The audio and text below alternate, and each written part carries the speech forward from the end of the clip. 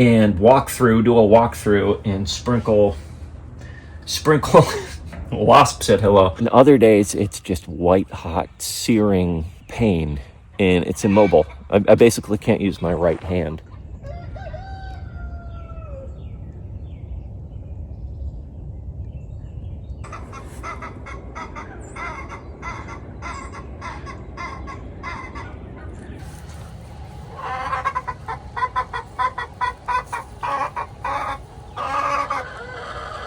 Hey guys, welcome back to the Yosted for Work With Me Wednesday. It's not even April yet, but I've already got mosquitoes on the brain. It's something I'm thinking about because in the past few years we've been dealing with a particularly vicious new strain of mosquito.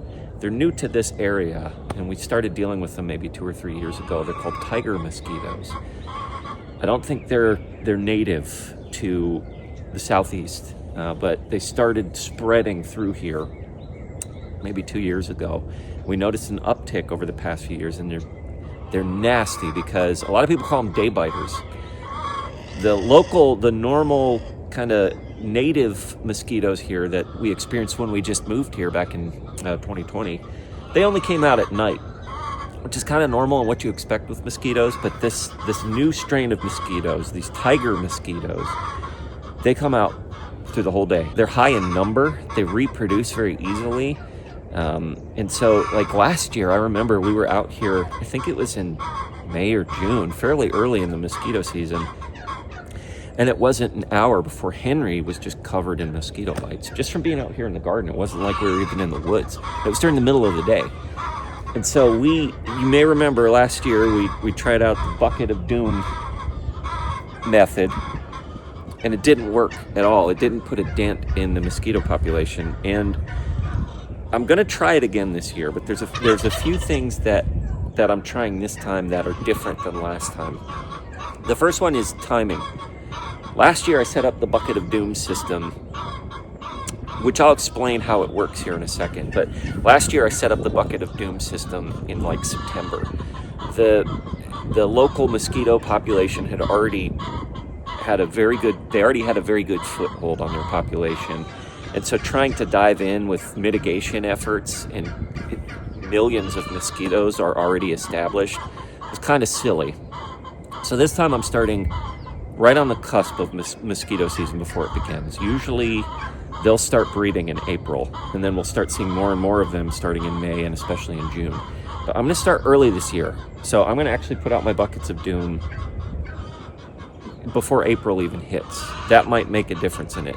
The second thing that I neglected to do was, I've got these little BTI pellets, which are the primary ingredient for killing the mosquito larvae in the buckets of doom. And again, I'll talk about those more in a minute, but I only put them in the buckets. I didn't do a walk around of the property and find swampy areas or big puddles that the pigs left behind and put those BTI pellets in those. I need to do that as well. The third and final thing is the CO2 that I use in the buckets. Last year I just threw some old leaves in them. And I don't think old leaves are the best producer of carbon dioxide or whatever it is that draws the mosquitoes in. So I did some research, and it turns out the best thing that you can use is freshly cut grass. So even though we haven't started mowing the lawn this year yet, I took the lawnmower out and I cut some grass. And I'm going to use some of that freshly cut grass as the primary CO2 producer to draw mosquitoes into these buckets of doom.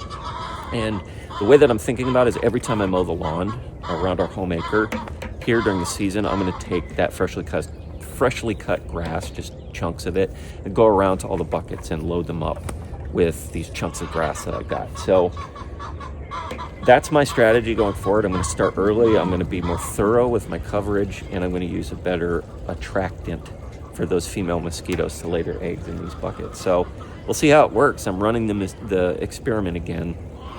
We're not above spraying. Obviously, we'd use like a chemical-free spray. I've heard good things about garlic oil spray, maybe peppermint. I'd have to do some more research, but we're going to start with this as a mitigation effort, and hopefully it works better this time. I actually had several people reach out to me. I think I did a video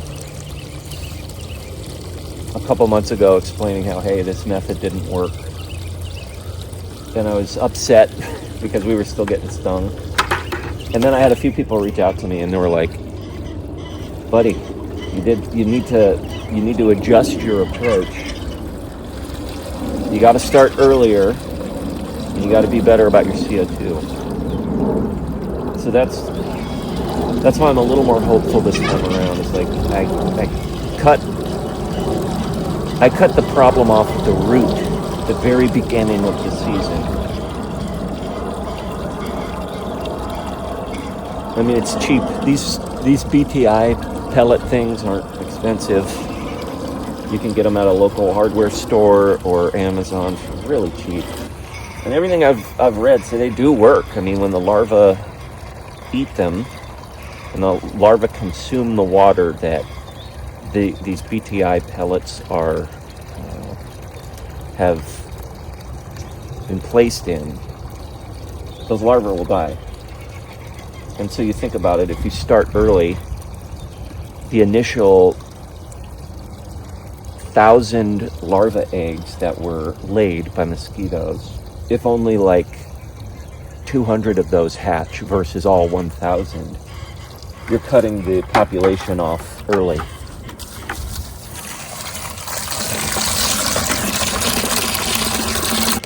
All right, so here are the BTI pellets. And BTI stands for, it's some sort of Latin bacteria name, and I don't remember off the top of my head. But it kills mosquito larvae, and that's about it. It's safe for animals. It's safe for humans. Obviously, I'm not going to pour this into a bowl of cereal and eat it, but if I somehow come into contact or accidentally consume some of the water that has this, I'm fine. There's no danger to vertebrates as far as I'm aware. So a little of this goes a long way. I got a few bags of this off of Amazon, and I'm going to put just maybe a teaspoon, maybe a tablespoon in each bucket. And, I might be gilding the lily here. I might be overboard. People will put it won't take much. I think a cup will treat an entire pond. So these things, a little bit goes a long way. Next up is the fresh cut grass, and a little bit there should do the trick for my purposes. I'm just going to spread it on like that. Just bring in those female mosquitoes looking for a spot to lay their cursed eggs. And come to think of it, I think I did use grass clippings last year, but I only did that once, which was, I think, a fatal mistake. The rest of the time I just put leaves in there and I never refilled it. So I don't think it was as potent of an attractor as it could have been. But right now, there's all these fresh grass clippings in here, which I think is going to kick out a lot of CO2 as they break down, which will bring in the mosquitoes, which again, we're still pretty early, but I think we're right on the cusp. So I think mosquitoes are going to start coming in the next few weeks. The very early population is going to start breeding. And I want to nip that early population in the bud.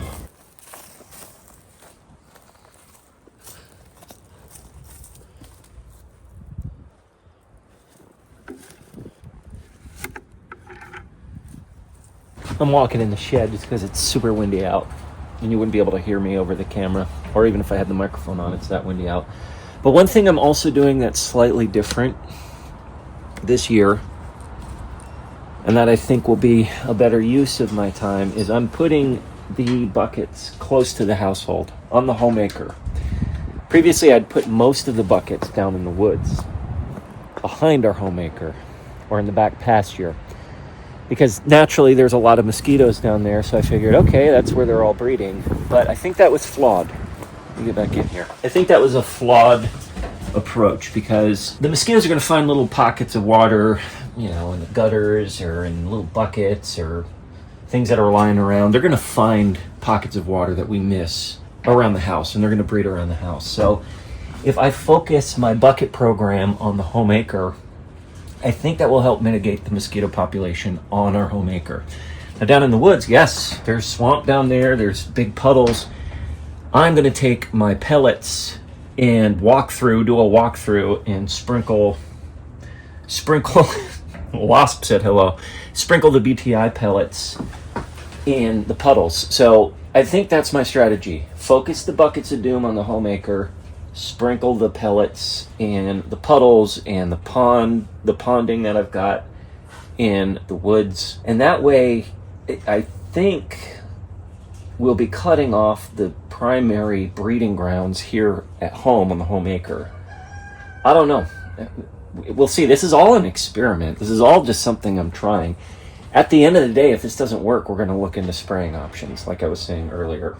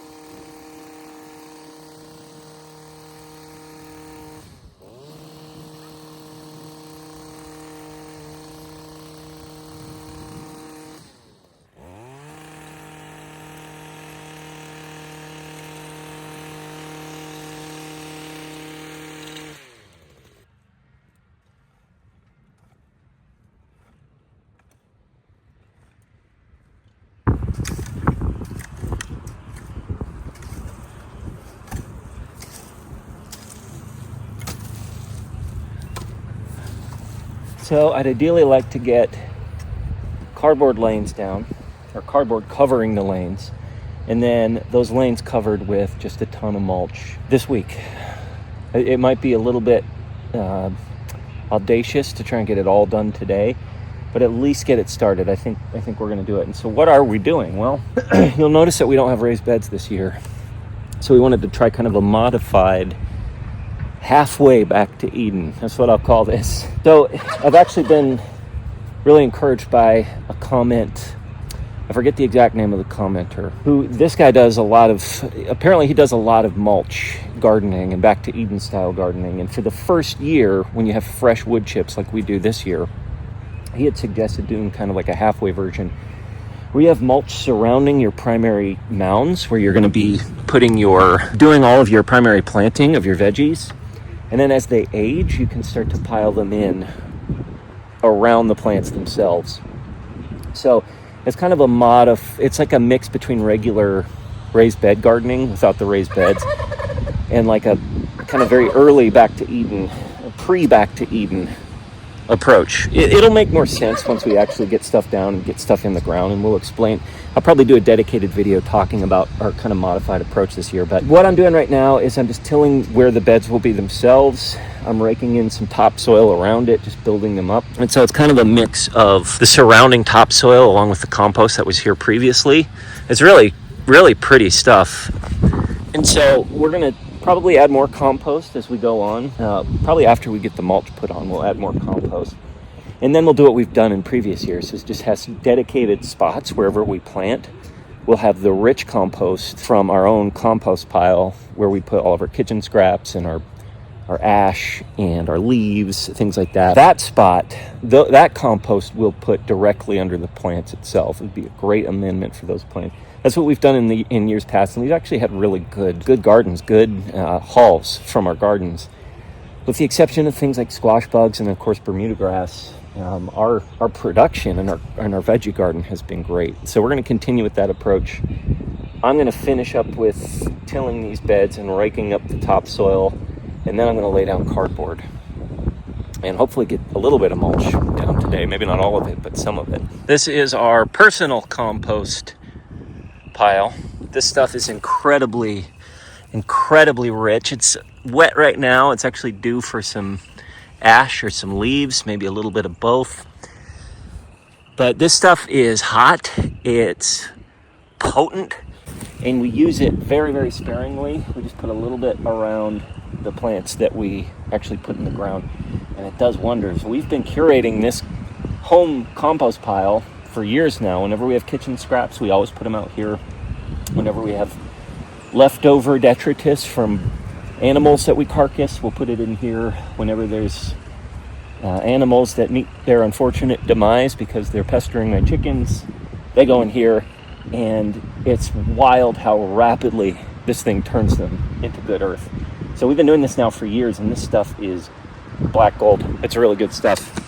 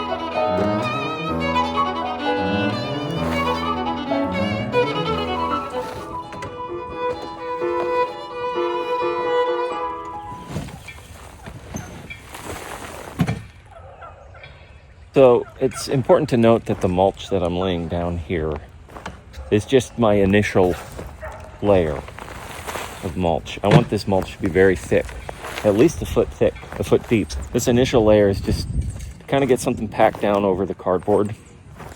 I don't know if I mentioned it, but we did another round of burning the weeds. So in addition to the brownie pan method, where we've got the edging on the side, and we'll encourage growth over the top of the edging so we can neutralize it, kill it as it does it, and hopefully it won't go underneath the edging. The creep coming into the garden from outside should hopefully be minimal. Now, as it pops up in the garden itself, we just want to pick it as we see it. Hopefully it's weakened by the time it gets to the top of the very thick layer of mulch. And just be vigilant in rooting it out as we see it come up. You might wonder why I didn't use the tractor, and there's a couple of reasons for that. Number one, it would rip up the garden. The tractor's good for doing like hardcore plow work, moving earth, or moving the mulch pile closer if we needed it to. But the mulch pile is fairly close, and I don't want to rip up the garden. And I think a third reason is I like doing it. I enjoy hauling it. It's good exercise. It feels good to do. And it doesn't take all that long. So no need to bust out the tractor for this finish work, as it were. It took me 2 days to do this. I had to stop last night just because my wrist was getting really sore. I don't know if I've given an update on my dequare veins. It's a wrist condition, a thumb condition. It hasn't really gotten better. It shifts, it goes back and forth. Some days it's barely noticeable and I don't need to wear the wrist brace and I'm fine. And other days it's just white hot, searing pain and it's immobile. I basically can't use my right hand on the days where it's really bad. And yesterday, last evening, as it was getting into the afternoon, it was at the point where I just couldn't use it. And so I need to shift from just papering this problem over with ibuprofen and wearing this thing to actually start doing therapy on it, doing the stretches, putting ice on it, just trying to heal it. My cousin had dequare veins and it lasted for like the better part of a year for him before he was finally able to get rid of it with therapies and stuff like that. So it's not fun. When I initially talked about this issue a couple videos back, somebody left a comment. I didn't respond to her, but she left a comment. She said, "I don't want to hear about your thumb. I don't watch this video to learn about your thumb." It was meant as a troll comment, but as I thought about it, I was like, man, I don't want to hear about my thumb either. It's the last thing I want to think about is my thumb. When you're dealing with pain, especially pain related to mobility, it's like the only thing you can think of when it's really bad. And when this gets into excruciating, exquisite pain territory where I just can't use that hand, it's top of mind. I mean, it's my right hand. I live on a homestead. I've got all these projects and these things I need to do. And when I can't use one of my hands, my dominant hand, that's an issue. That's a problem. And it is something I'm thinking about and I wish I wasn't thinking about. So I got to take recovery on this thing more seriously. But in the meantime, check this out, guys. It's coming along. We'll pile up these mounds in the middle, do more tilling, do more weeding, maybe do more burning. I need to be more careful now that the mulch is on the side. We'll add some of that really rich kitchen compost that we've got underneath the plants as we've got them. When will we be adding plants? Last week of April, first week of May is when we'll shoot to get some plants in the ground, and we'll talk about what we decide to go with when we get there. But in the meantime, thanks for hanging out with us on this Work With Me Wednesday. And until we see you again, probably this Sunday, remember, as always, slowly.